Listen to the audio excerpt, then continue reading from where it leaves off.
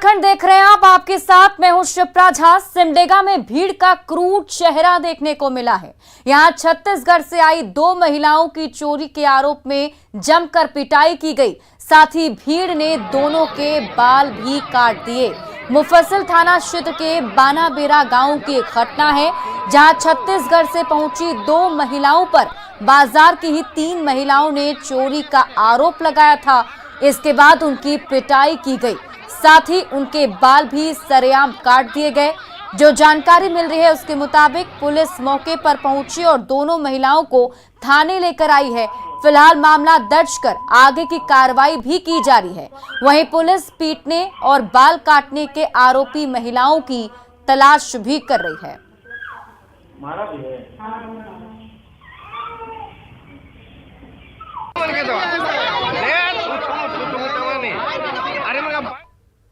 शाम की घटना है, लगभग 5:30 बजे से कि 2 महिलाएं जो कि छत्तीसगढ़ जसपुर जिला की है, बगीचा थाना क्षेत्र की, उन लोग बाज़ार में आई थी। तो वहाँ के कुछ महिला लोग चोरी करने का आरोप लगाया और उस बात पे 3 महिलाएं उसके साथ मारपीट की और वही 3 महिलाएं जो मारपीट की हैं वही उनका बाल भी काटे। क्या कार्रवाई हो रही है? इसमें FIR रजिस्टर हो गया है, गिरफ्तारी जल्द की जा रही है। और अब इस मामले में न्यूज़ 18 कई गंभीर सवाल उठा रहा है कि भीड़ को किसने दिया है पीटने का अधिकार। ये सबसे महत्वपूर्ण सवाल ये भी कि सरेआम महिलाओं के बाल क्यों काटे गए। घटना के वक्त बाजार से आखिर पुलिस नदारद क्यों थी, ये भी एक गंभीर सवाल है। वहीं गोड्डा में छेड़खानी के आरोपी की ग्रामीणों ने जमकर पिटाई की है और फिर गले में जूते की माला और चेहरे पर कालीख चूना पोतकर गांव में घुमाया गया। पथरगामा के पथरिया गांव की एक घटना है। ग्रामीणों के मुताबिक रात के अंधेरे का फायदा उठाकर आरोपी एक महिला के साथ छेड़खानी की कोशिश कर रहा था, जिसके बाद हल्ला होने पर लोगों ने उसे पकड़ लिया और फिर उसकी पिटाई शुरू कर दी। तस्वीरें आपके टीवी स्क्रीन पर है, देखिए यही वो आरोपी है जिसको ग्रामीणों ने पकड़ा है। इधर आरोपी की पत्नी ने गांव के ही कुछ लोगों पर जबरन उसके पति के साथ मारपीट का आरोप लगाया है। तो बगल में वो से रास्ता है, बीच के सामने बोला कि गाली देता है। कौन गांव में? पथरिया में सर। मेरा इधर से गया, हम बस मेरा से लटापटी हो गया, मेरा से हो गया सर। वही बोला कि वही बोला कि ना बोला, वही झगड़ा बोल रहा कि मार दिया। ग्रामीण कौन कौन मारा है?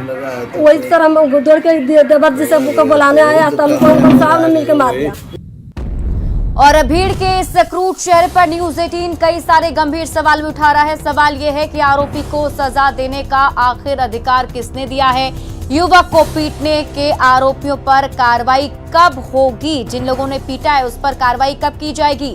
पति पत्नी के विवाद को किसने गलत मोड़ दिया है। संथाल परगना के दौरे पर देवघर पहुंचे झारखंड बीजेपी प्रदेश अध्यक्ष दीपक प्रकाश ने हेमंत सोरेन सरकार पर जमकर निशाना साधा। उन्होंने देवघर में एम्स और एयरपोर्ट दोनों ही संस्थानों को सुचारू रूप से चलाने में राज्य सरकार पर बाधा डालने का आरोप लगाया है। साथ ही सरकार की ओर से किए जा रहे विकास के दावों की भी पोल खोल दी है। जामताड़ा के विधायक जी जो है सो तालिबान के समर्थन में खड़े हो गए। मेरा आग्रह, मेरा ये आपत्ति है, विधायक कहीं ऐसा तो नहीं कांग्रेस के इशारे पर इस प्रकार का बयान दे रहा है। कांग्रेस पार्टी के कहने पर तो इस प्रकार का बयान नहीं दे रहा है कि राज्य की सरकार जो पेट्रोल में 23% लेती है, 1 रुपया में 23% राज्य सरकार का अंशदान होता है। थोड़ा भी अगर उनमें बहुत जो क्रोकोडाइल वियर्स जिसको कहते हैं, घड़ियाली आंसू जिसको हम कहते हैं, घड़ियाली आंसू बहाने का काम कांग्रेस कर रही है, झारखंड मुक्ति मोर्चा कर रही है, RJD जो उनके जहां पर शासित राज्य हैं उनको मुक्त कर दे। 18 महीने में 18 किलोमीटर सड़कें प्रदेश में नहीं बनी। 18 महीने में 18 बिजली के खंभे नहीं लगे। 18 महीने में 18,000 लोगों को जो पहले संविदा में काम कर रहे थे उनको बेरोजगार करने का काम किया राज्य की सरकार। सत्ताधारी दल के लोग दोनों हाथ से खनिज संपदा की लूट रहे, चाहे कोल्हान का क्षेत्र आयरन ओर हो, चाहे कोयला हो, चाहे स्टोन चिप्स हो, चाहे बालू हो, इन सभी चीजों के लूट की छूट दी गई है और लूट की जो आय है उसके प्रतिशत रांची में पहुंचाई जा रही है। एक रिकॉर्ड, आज तक हमको नहीं लगता है किसी प्रदेश में इतनी ज़्यादा ट्रांसफ़र पोस्टिंग हुए होंगे। अब मैं तो कहता हूं कि ट्रांसफ़र पोस्टिंग के मामले में तो इस सरकार का नाम लिम्का बुक में होना चाहिए, गिनीज बुक में होना चाहिए। मैं इतना कहना चाहता हूं कि एयरपोर्ट में राज्य की सरकार अवरोध पैदा कर रही है। एयरपोर्ट बनवाने में अप्रोचिंग रोड आज तक नहीं बना, इसके लिए झारखंड की हेमंत सोरेन की सरकार दोषी है। पूर्व मुख्यमंत्री रघुवर दास ने जमशेदपुर में अपने आवास पर प्रेस कॉन्फ्रेंस में हेमंत सरकार पर जमकर निशाना साधा। उन्होंने सरकार को हर मोर्चे पर फेल बताते हुए नीति और कार्यशैली पर सवाल उठाए हैं। जो सरकार चल रही है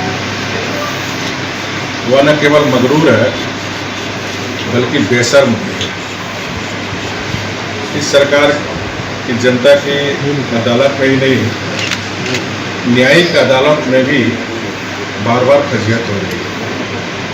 लेकिन सरकार के खैरख्वाह इस सरकार को सदाबहार एवरग्रीन साबित करने में लगे। इसे आप कह सकते हैं नागपुरिया में थेथर, भोजपुरी में बिहैया और हिंदी में बेशर्म है। सिमडेगा में करोड़ों की लागत से बने 3 पुल टूट चुके हैं और 3 साल बाद भी पुलों को बनाने की दिशा में कोई भी पहल नहीं हो सकी है, जिससे लोगों की परेशानी बढ़ती जा रही है। जो 3 पुल बहे हैं उनमें पहला पुल बीरू पंचायत से तामड़ा पंचायत को जोड़ता है, वहीं जो दूसरा पुल है वो सिकरिया डांड से कोचेडेगा पंचायत को जोड़ता है, जबकि तीसरा पुल बोलबा प्रखंड को ठेठई टांगर से जोड़ता है, जिसे सुगा डोंगर घाट के नाम से भी जाना जाता है। नाराज लोगों ने पुल निर्माण के साथ ही आरोपियों पर भी कार्रवाई की मांग की है। इसमें हम लोग विशेष मांग करेंगे। मैं अपने मुख्यमंत्री को अपने माध्यम से और हमारे विधायक के माध्यम से हम चाहेंगे कि वहां तक उनकी सूचना मिले और तुरंत इस पर कार्रवाई हो।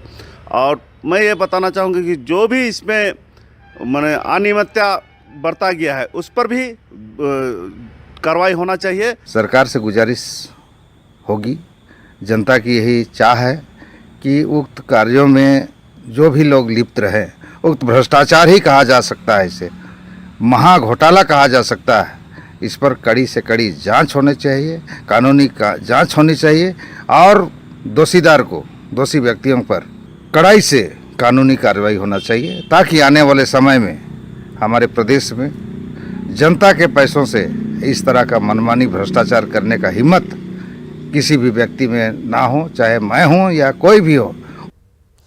पलामू के मोहम्मदगंज में जलापूर्ति योजना में अवैध निकासी का मामला सामने आया है। कादल कुर्मी गांव का ये मामला है, जहां 14वें वित्त की राशि में जलापूर्ति योजना के तहत अवैध रूप से राशि निकासी कर ली गई। इस संबंध में पीड़ितों ने जांच के लिए बीडीओ को आवेदन दिया। पूरे मामले का खुलासा आरटीआई से मांगी गई जानकारी से हुआ था, जिसमें 2 साल पहले पंचायत के मुखिया ने सादे कागज पर लोगों से अंगूठा लगवा लिया था, जिसके बाद जल मीनार के नाम पर 12,000 रुपए की निकासी कर ली गई। बीडीओ ने पूरे मामले की जांच और दोषियों के खिलाफ कार्रवाई का भरोसा दिया है।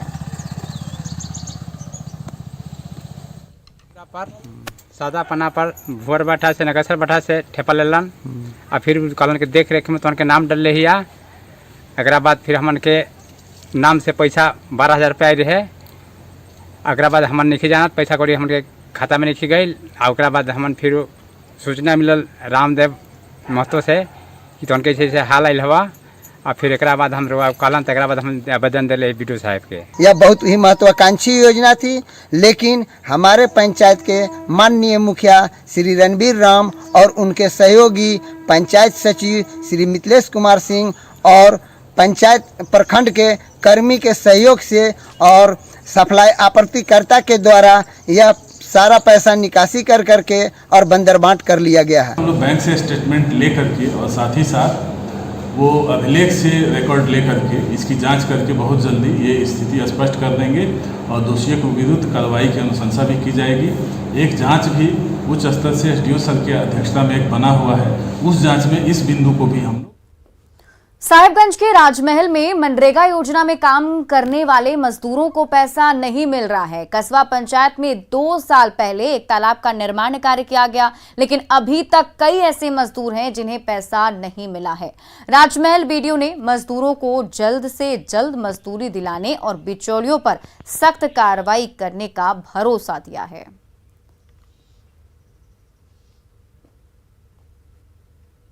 किए थे पैसा, वो ठेकेदार था, पैसा मांगने जाते हैं, पैसा नहीं देता है वो। क्या काम किए थे आप? मनरेगा का काम किए थे पोखर में। पोखर में कितना दिन काम किए थे? बड़े 2 महीना हम लोग किए थे काम। तो आपका कितना पैसा बाकी है अभी? 3-4 हज़ार रुपया होगा। कितना ये काम कितने वर्ष पहले हुए थे? 2 साल। 2 साल।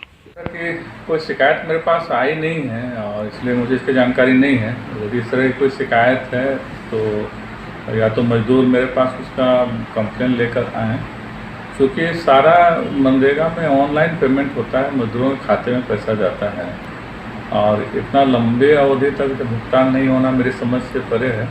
लेकिन फिर भी यदि इस तरह कोई शिकायत है तो मैं इसकी जांच कराऊंगा। पलामू की 2 साल की मासूम सृष्टि एक गंभीर बीमारी जिसका नाम स्पाइनल मस्कुलर एस्ट्रोफी है, उससे वो जूझ रही है, जिसके इलाज में करीब 16 करोड़ का खर्च है। स्पाइनल मस्कुलर एस्ट्रोफी एक गंभीर बीमारी है जिसमें बच्चे अपना हाथ पांव नहीं हिला पाते हैं, बच्चे भोजन भी खुद से नहीं निगल पाते हैं। फिलहाल सृष्टि वेंटिलेटर पर है और घर पर ही परिजनों ने वेंटिलेटर की व्यवस्था की है। अभी फिलहाल सृष्टि की दिल्ली एम्स में जांच कराई गई। परिजनों ने सृष्टि को बचाने के लिए लोगों से मदद की गुहार लगाई। हालांकि कुछ लोग मदद के लिए आगे भी आए हैं। अब तक 50 लाख के करीब मदद मिल चुकी है। वहीं सृष्टि के माता पिता ने अपनी बेटी को बचाने के लिए मंत्री विधायक के साथ पीएमओ को भी पत्र लिखा है। में ही गए थे तो वहाँ पे फिर उसको 2-3 दिन एडमिट किए थे, फिर उसको और सांस लेने में धीरे धीरे तकलीफ होने लगा, फिर उसको वेंटिलेटर पे डॉक्टर कर दिए और वेंटिलेटर पे अभी तक है वो। 7-8 महीने हो गए उसको वेंटिलेटर पे। 22 नवंबर को उसका दूसरा जन्मदिन होने वाला है, 2 साल उसका हो जाएगा। हाँ, उसका 22 नवंबर को 2 साल हो जाएगा और 2 साल से पहले उसको इंजेक्शन लगना जरूरी है। डॉक्टर ने बताया कि इसका ट्रीटमेंट तो इंडिया में नहीं है, लेकिन बाहर यूएस में कोई नोवार्टिस कंपनी है वो बनाती है इंजेक्शन इसका। अभी वो 2019 में ही बना है वो इंजेक्शन, उसके पहले कोई इलाज नहीं था। तो उसमें वो 16 करोड़ के आसपास यहाँ भारतीय रुपया में उसका कीमत है। रांची के अरगोड़ा में लोग मछली पकड़ने के साथ संडे का लुत्फ उठाना नहीं भूलते। अरगोड़ा तालाब में 500 रुपए का टिकट लेकर तालाब किनारे मछुआरे सुबह 6 बजे पहुंच जाते हैं, जहां तरह तरह की मछली पकड़कर बाजार में बेचते हैं। जो जितनी अधिक मछली पकड़ता है उसका उतना ही मुनाफा हो पाता है। वहीं कुछ लोग शौकिया मछली पकड़ने पहुंचते हैं तो कुछ लोगों का रोजगार ही मछली पर टिका होता है।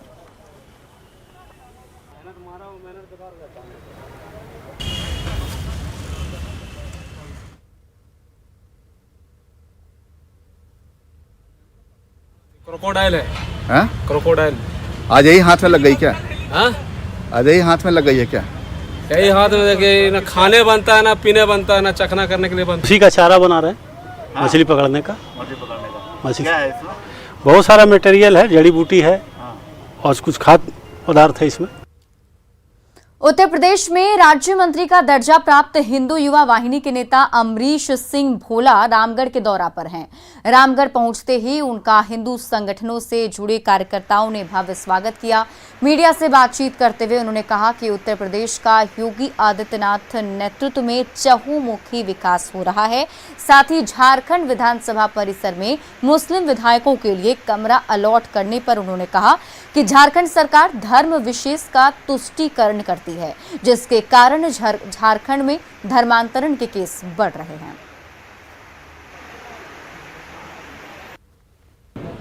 ओछी राजनीति ये एक धर्म विशेष के लिए काम करते हैं। इनको तो करना ये चाहिए कि हिंदू समाज के लिए भी, विधायकों के लिए वहाँ पे हनुमान चालीसा और सुंदरकांड पाठ करने के लिए भी कमरा देना चाहिए जो है। और हम लोग सिर्फ एक तरफा एक वर्ग विशेष के लिए जो कार्य सरकार कर रही है उसका विरोध करते हैं।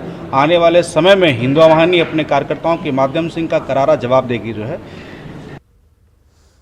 राज्य में आज झारखंड कुश्ती संघ और झारखंड हॉकी संघ की वार्षिक आम सभा की बैठक बुलाई गई। इस बैठक में सभी 24 जिलों के दोनों संघ के सदस्य शामिल हुए। इस दौरान ओलंपियन हॉकी स्टार निकी प्रधान और सलीमा टेटे को झारखंड हॉकी संघ की ओर से सम्मानित किया गया। वहीं अंतर्राष्ट्रीय स्तर पर शानदार प्रदर्शन करने वाली रेसलर चंचला कुमारी को कुश्ती संघ की ओर से सम्मान दिया गया। जिला कुश्ती और हॉकी एसोसिएशन को भी उनके प्रदर्शन के आधार पर सम्मानित किया गया।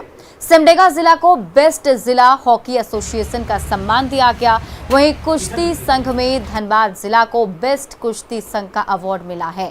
गवर्निंग बॉडी की बैठक में हॉकी और कुश्ती संघ के नीतिगत मसलों पर चर्चा की गई। साथ ही दोनों खेलों को बढ़ावा देने को लेकर नीतिगत विषयों पर चर्चा हुई। बहुत अच्छा किया ओलंपिक में। उसी तरह से रेसलिंग में चंचला कुमारी वर्ल्ड चैंपियन खेलने गई थी।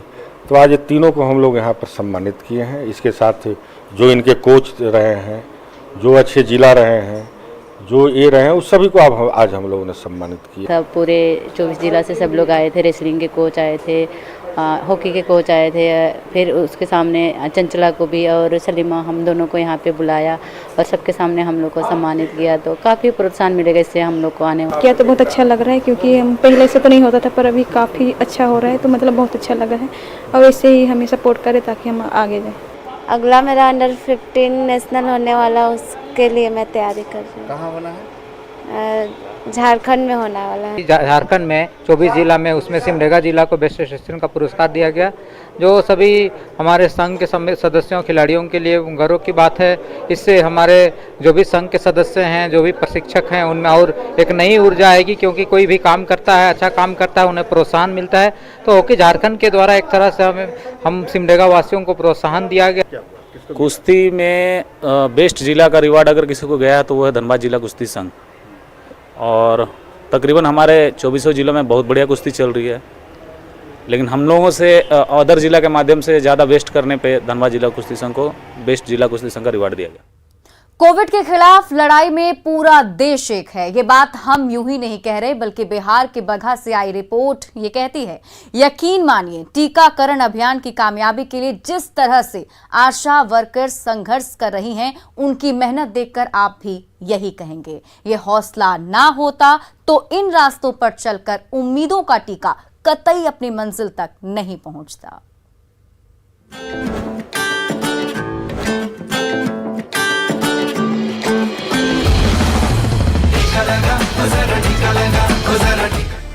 सड़क का नामो निशान नहीं है, लेकिन यहाँ लोग इसी दलदल को सड़क के नाम से जानते हैं, जिस पर चलने की नाकाम कोशिश में काफी देर से ये भारी भरकम ट्रैक्टर दलदल के बीच फंसा हुआ है। ड्राइवर ने इंजन का पूरा जोर लगा दिया है, लेकिन ट्रैक्टर का पहिया है कि टस से मस होने का नाम ही नहीं ले रहा है। ट्रैक्टर की पिछली ट्रॉली पर सवार आशा दीदियां दम साध कर बैठी हैं कि इस दलदल से निकले तो आगे का सफर जारी हो। अचानक हिचकोले खाती ये ट्रैक्टर कीचड़ में लथपथ होकर किसी तरह बाहर निकल जाती है और इस तरह आशा दीदियां अपने आगे के सफर पर रामनगर के उस दोन इलाके की तरफ बढ़ती चलती हैं, जिसे सैलाब ने इन दिनों टापू बना दिया है।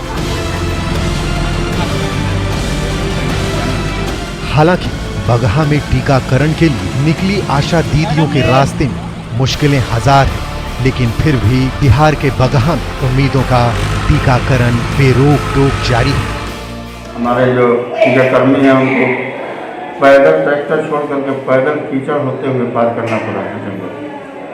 अगर किसी तरह से हम लोग पहुंच गए हैं वहाँ और काम शुरू कर दिया है। ये कोई एक रोज की बात नहीं है। जब से बरसाती नदियों ने उफान मारा है, तभी से बगहा के सैकड़ों गांव ऐसे ही टापू बने हुए हैं, जहां तक पहुंचना किसी चुनौती से कम नहीं है। लेकिन कोविड वैक्सीन के टीके का इंतजार हर किसी को है, जिसे पूरा करने के लिए ऐसे ही आशा दीदियां हर मुश्किलों और परेशानियों से जूझकर गांव तक पहुंच रही हैं और लोगों को टीका दे रही हैं। काम शुरू कर दिया है। लगभग 4000 डोज वहाँ भेजा गया है पूरे जोन के लिए। तो हो सकता है आज नहीं पूरा होगा तो रह जाएगा, लोग कर आएगा। घने जंगल से घिरे बगहा के इस इलाके में जंगली जानवरों की भी भरमार है। रास्ते ऐसे हैं कि कदम रखना मुश्किल है, फिर भी उम्मीदों का दिया जलाने की मुहिम लिए बगहा की आशा दीदियां इन कठिन रास्तों पर हर रोज चलकर आगे बढ़ी चली जा रही हैं। उम्मीद है हौसले का ये सफर आगे भी जारी रहेगा और कोविड के खिलाफ जीवन रक्षा की ये मुहिम यूं ही आगे बढ़ती रहेगी। बिहार के बगहा से मुन्ना राज, न्यूज़ 18 नेटवर्क।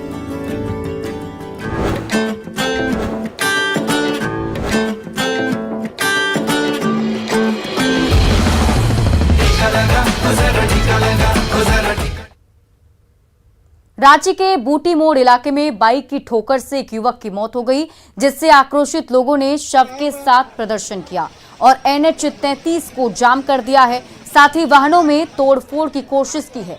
गुस्साए लोगों ने बाइक चालक की भी पिटाई कर दी। बाद में मौके पर पहुंची पुलिस ने लोगों को समझा बुझाकर जाम को हटाया, लेकिन लोगों के प्रदर्शन के कारण रांची हजारीबाग मार्ग पर वाहनों की लंबी कतार लग गई थी।